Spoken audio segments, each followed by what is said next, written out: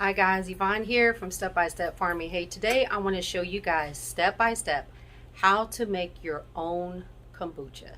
Stay tuned.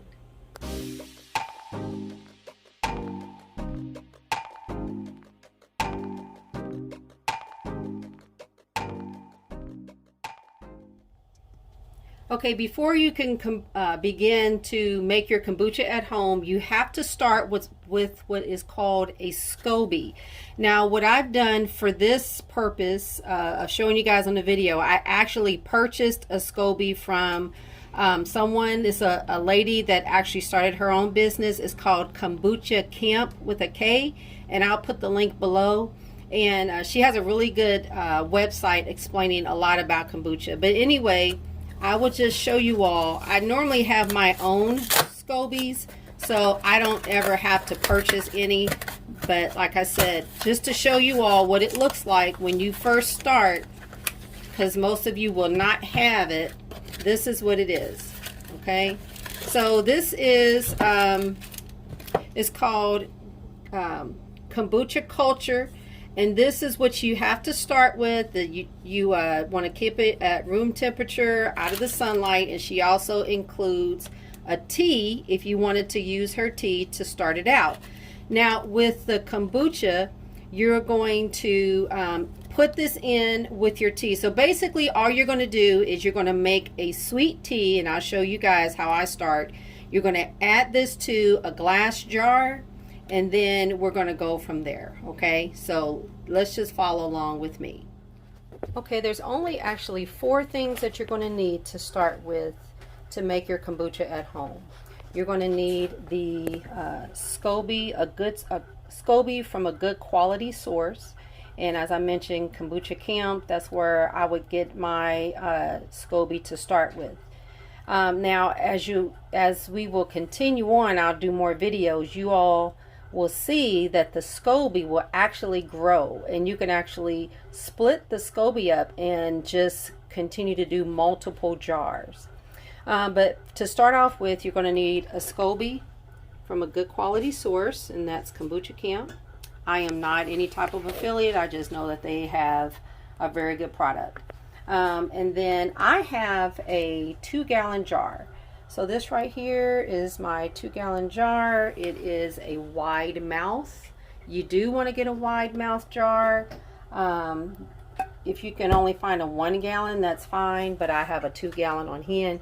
You can get that from like Walmart, or I got mine from Walmart. You might be able to find one from Amazon, I'm sure.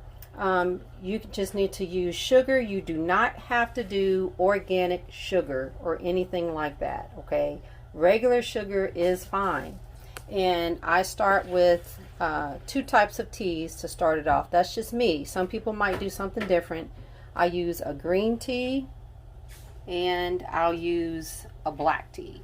And because I have a 2-gallon container, I normally do 5 green and 5 black.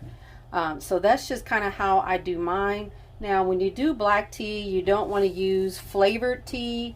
You don't want to use like an Earl Grey tea. Just use a regular straight black tea. And please make sure that your teas are not decaffeinated. It won't really work if it's a decaf. So all you need is sugar, a large container. Like I said, you can do 1 or 2-gallon. Mine is a 2-gallon, I'm sorry. Your teas and your kombucha culture, or your SCOBY. Now your kombucha, when you get it, is going to come, see if I can turn it around. It's going to come with the SCOBY, that's this round thing, and it's going to come in a pouch that has juice in it. And that is what your starter, that's what's going to start it up for you. And so I will give more instructions. So I'm going to go ahead and start with my tea, and I'll come back in a moment. See you guys. Okay, the first step you want to do when you make your kombucha, when you get your SCOBY in the mail, is you want to make some tea. Now I have, as I mentioned, a 2-gallon glass jar, and you do have to use glass. Do not use plastic, okay? But anyway, you want to have a glass jar. Now if you, and I use tea I'm sorry, I used 10 tea bags on mine. But if you have a 1-gallon bag, you're going to want to use probably half of that amount.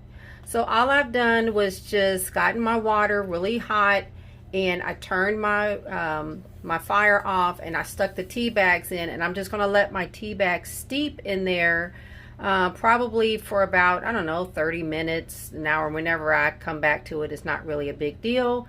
But you do want to use tea bags. Do not use a loose tea or loose leaf tea and put it in there, because you're going to have problems with straining it and all that. So just use a tea bag.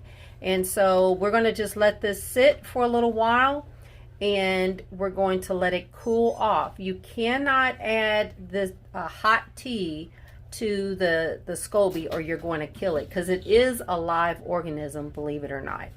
All right, so we will come back as soon as this is cooled off. All right, we're back now. What I've done is I made my tea. I just basically made it like a sweet tea. And so now the next step that we're going to do is we're going to add our SCOBY. Now, once again, please make sure that you guys let your tea cool off. Don't use hot tea. Do not put hot tea in there. Make sure that it's cool. What I did basically is I just, had my tea. I added my sugar, and I did add 1 whole bag of sugar, but that's because I have a 2-gallon jug. So you may not need to use as much sugar as I did. So the next step we're going to do is we're going to open this container here. And I'm going to put this over because it's leaking.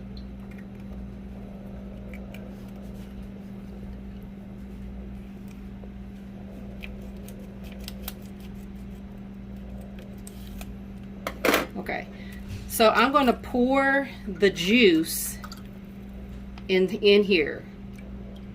Okay, there we go. Now the next step I'm going to do is I'm just going to add the SCOBY, and I'm going to pull it out of the container, and I'm going to let you see what this thing looks like.